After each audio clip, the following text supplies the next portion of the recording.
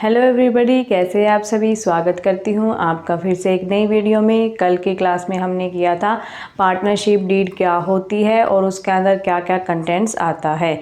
आज की क्लास में हम करेंगे importance of partnership deed, partners deed की इम्पोर्टेंस क्या होती है और rules applicable in the absence of partnership deed. तो चलिए स्टार्ट करते हैं हमारी वीडियो।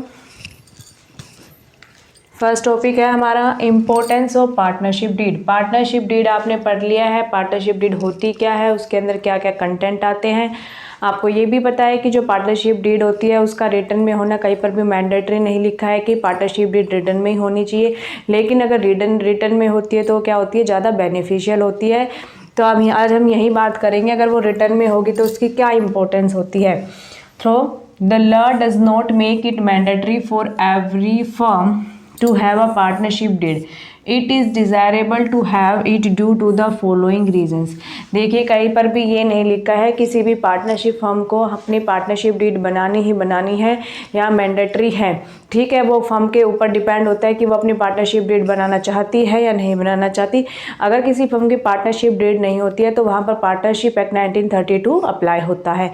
ठीक है, तो मैंडेटरी नहीं होती कहीं पर भी, लेकिन ये सारे रीजंस हैं जिनकी वजह से क्या होता है, पार्टनरशिप डीड बनाना अच्छा माना जाता है। It regulates the rights, duties and liabilities of each partner. ये क्या करती है, हर एक पार्टनर की राइट, ड्यूटीज़ एंड लाइबिलिटीज़ को बताती है। It helps to avoid any misunderstanding amongst the partner. ये किस में मदद करती है, पार्टनर की कोई भी मिसअंडरस्टैंडिंग होती है उसको सुलझाने में मदद करती है। Because all the terms and condition of partnership have been laid down beforehand in the deed. देखिए क्यों हेल्पफुल होती है, क्योंकि पार्टनरशिप डीड में सारी चीज़ें लिखी होती है कि अगर पार्टनर्स का डिस्प्यूट हो जाता है तो उसको कैसे सोल्व किया जाएगा, किसी बाहरी मेंबर को बुलाया जाएगा या आपस में ही पार्टनर क्या करेंगे, उसको सोल्व कर लेंगे। क्या क्या सर्कमस्टांसेस होते हैं, क्या क्या चीज़ें हमें करनी है, कितना टाइम पीरियड का उनका बिजनेस रहेगा, पार्टनर का नाम, मतलब सारी चीज़ें किस में लिखी होती है, पार्टनरशिप डीड में लिखी होती है। Any disputes amongst the partners may be settled easily as the partnership deed may be readily referred to. तो इसमें क्या होता है, जितनी भी डिस्प्यूट्स होती है पार्टनर के बीच में वो क्या कर दी जाती है, सेटल हो जाती है ईजिली अगर पार्टनरशिप डीड क्या होती है, रिटर्न में होती है। Hence, it is always the best course to have a written partnership deed duly signed by all the partners and registered under the act. तो इसीलिए जो पार्टनरशिप डीड होती है वो रिटर्न में होनी चाहिए और सभी पार्टनर द्वारा क्या होनी चाहिए, साइन होनी चाहिए कि सभी पार्टनर उस पर क्या कर रखे हैं, साइन कर रखे हैं, और रजिस्टर्ड होनी चाहिए किसके अकॉर्डिंग, अंडर द एक्ट के अकॉर्डिंग वो क्या होनी चाहिए, रजिस्टर्ड होनी चाहिए, तभी उसकी वैल्यू रहेगी। अगर वो रजिस्टर्ड नहीं होगी या किसी भी पार्टनर ने उस पर साइन नहीं कर रखा होगा तो उसकी कोई वैल्यू नहीं रहेगी। ठीक है, तो ये थी हमारी इंपॉर्टेंस ऑफ पार्टनरशिप डीड। अब हम करेंगे हमारा next topic, rules applicable in the absence of partnership deed. देखिए जहाँ पर पार्टनरशिप डीड नहीं होगी तो हमें वहाँ पर क्या रूल्स अप्लाई करने हैं, तो ये सारी चीज़ें इसके अंदर है। इसको बेटा मार्क कर लीजिए, स्टार लगा लीजिए, बहुत ही इंपॉर्टेंट टॉपिक है क्योंकि इसी के बेस पर आपके एग्जाम में क्वेश्चन आता है कि अगर पार्टनरशिप डीड साइलेंट है तो आप कैसे कैसे ट्रांजेक्शन्स को करोगे, कैसे कैसे उनकी एंट्री करोगे, क्या करना है क्या नहीं करना है। ठीक है, तो इसलिए आप इस पर स्टार लगा लीजिए, इंपॉर्टेंट टॉपिक है। चलिए स्टार्ट करते हैं। In the absence of partnership deed और वर्बल एग्रीमेंट। देखिए ना ही तो पार्टनरशिप डीड है ना ही कोई वर्बल एग्रीमेंट है, और if the partnership deed is silent on a certain point the following provisions of partnership act 1932 will be applicable.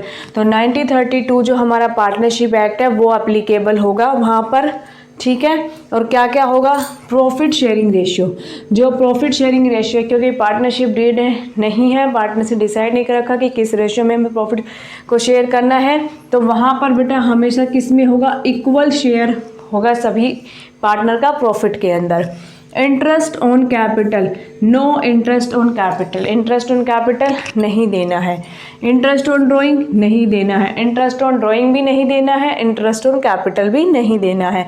Salary और कमीशन टू अ पार्टनर, ना ही तो पार्टनर को सैलरी देनी है ना ही पार्टनर को कमीशन देना है। इंटरेस्ट ऑन लोन, देखिए इंटरेस्ट ऑन लोन पार्टनर को मिलेगा कितना 6% पर एनम मिलेगा, चाहे पार्टनर को लॉस हो, चाहे फर्म को लॉस हो, चाहे फर्म को प्रॉफिट हो, लेकिन जिस पार्टनर ने फर्म को लोन दिया है उसको 6% ब्याज मिलेगा ही मिलेगा, चाहे फर्म में लॉस हो या फिर प्रॉफिट हो। Admission of a new partner, admission of a new partner तभी होगा जब तीनों अगर एक फर्म में 3 पार्टनर तो तीनों पार्टनर की रजामंदी से होगा, जितने भी पार्टनर हो सबकी रजामंदी से क्या होगा, किसी भी नए मेंबर का फर्म में एंटर होगा। Each partner can participate in the conduct of business, सभी पार्टनर क्या करेंगे, फर्म के बिजनेस ऑफ करने के फर्म को चलाने में अपना सहयोग देंगे। Each partner can inspect the books of firm and can take a copy of the same, सभी पार्टनर्स को राइट होगा कि वो फर्म की बुक को इंस्पेक्ट यानी कि चेक कर सकते हैं और उनकी एक कॉपी अपने पास रख सकते हैं।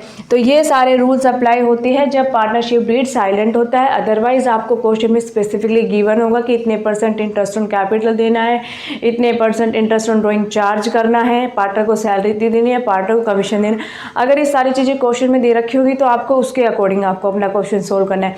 यदि क्वेश्चन में मान लीजिए दे भी रखी है, क्वेश्चन में दे भी दिया कि ए है, ए की सैलरी है 10,000, इंटरेस्ट ऑन कैपिटल इतना है 6% पर एनम, लेकिन एंड में क्वेश्चन ने बोल दिया कि पार्टनरशिप डीड क्या है, साइलेंट है, तो वहाँ पर इसकी कोई वैल्यू नहीं रह जाती है, क्योंकि फिर हमें वहाँ पर क्या अप्लाई करना पड़ता है, पार्टनरशिप एक्ट 1932 के अकॉर्डिंग जितने भी हमारे रूल्स है वो अप्लाई करने पड़ेंगे।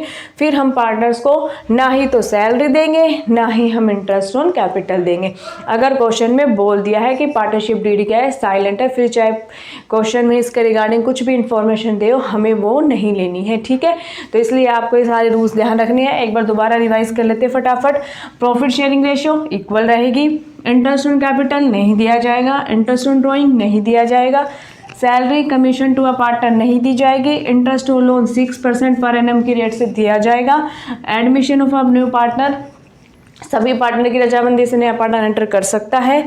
Each partner can participate in the conduct of business, सभी पार्टनर्स बिजनेस को चलाने में अपनी मदद कर सकते हैं। Each partner can inspect the books of the firm, यानी कि सभी पार्टनर क्या कर सकते हैं, फर्म के जो अकाउंट्स होते हैं उनको चेक कर सकते हैं और उनकी एक कॉपी अपने पास रख सकते हैं। तो ये किसके रूल है, 1932 पार्टनरशिप एक्ट के, ठीक है। It should be remember that partners में change any of the above provisions by coming to a common agreement. अब ये भी बात ध्यान में रखने की है कि इनके अंदर पार्टनर्स क्या कर सकता है, चेंज कर सकता है, उसमें सभी पार्टनर्स की क्या होनी चाहिए, रजामंदी होनी चाहिए। अगर सारे पार्टनर एग्री करते हैं तो एक एग्रीमेंट के थ्रू क्या कर सकते हैं, वो इन भी किसी भी एक क्लोज के अंदर क्या कर सकते हैं, चेंज कर सकते हैं, ठीक है। तो ये थे हमारा आज का टॉपिक। आई होप आपको अच्छे से समझ में आया होगा। Importance of partnership deed, rules applicable in the absence of partnership deed, ठीक है बेटा। नेक्स्ट क्लास में हम करेंगे इसके रिगार्डिंग, मैं आपको पहले परफॉर्मा बताऊंगी कि इसके अंदर कौन से अकाउंट प्रिपेयर किया जाता है, किसकी जर्नल एंट्री का यूज़ किया जाता है, उसके बाद हम करेंगे इसके प्रैक्टिकल क्वेश्चन। अगर आपको वीडियो अच्छी लगी हो तो वीडियो को लाइक करना, चैनल को सब्सक्राइब करना। मिलते हैं नेक्स्ट वीडियो में, बाय बाय।